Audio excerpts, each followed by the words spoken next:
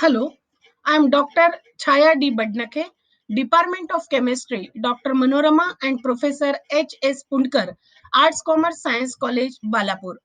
Today I am here to discuss the topic ozone depletion with you. The components of the environment atmosphere, the different region in the atmospheric region, they are troposphere, stratosphere, mesosphere and thermosphere. Their height ranges, temperature in degrees Celsius and the main constituent gases are as in the table. Ozone layer is acting as a very important protective layer for the earth environment. It exists between the 25 to 35 kilometer above the earth's surface. This acts as a shield for the earth and protects the earth from the ultraviolet radiation. But because of the human activities nowadays, the ozone layer is going to be ruptured continuously, and this depletion of the ozone layer is considered a very serious threat that is responsible for causing the different types of the cancer as well as the genetic mutation in case of the human being, as well as to destroy the crops and the other form of the vegetation on the earth. The different types of the reactions that are responsible for the ozone formation as well as the ozone depletion, they are summarized as in this three different slides. Ozone depletion is nowadays become a hue and cry about the destruction and the atmospheric ozone, and the issue has been assumed to be the global dimension. The two scientists F. Sherwood Rowland and Mario Molina, they won Nobel Prize for this study. The ozone depletion by the oxides of the nitrogen can be shown by the following different reactions. Ozone depletion by the chlorofluorocarbons like this. Ozone depletion by the chlorofluorocarbon can be shown as follows.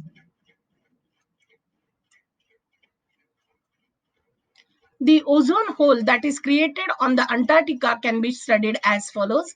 The Antarctic ozone hole is an area of Antarctic stratosphere in which the recent ozone levels have dropped to low as 33% and in the 75 studies.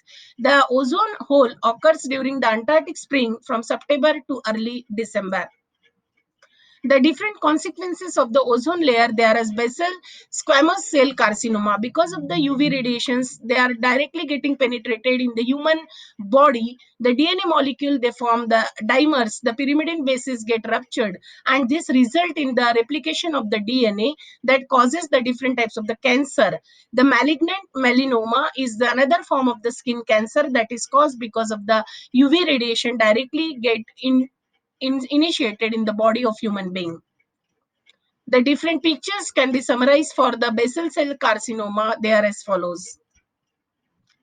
Again, increased production of the vitamin D is because of the level decreasing of the ozone layer, and the UV radiations are getting directly penetrated in the human skin.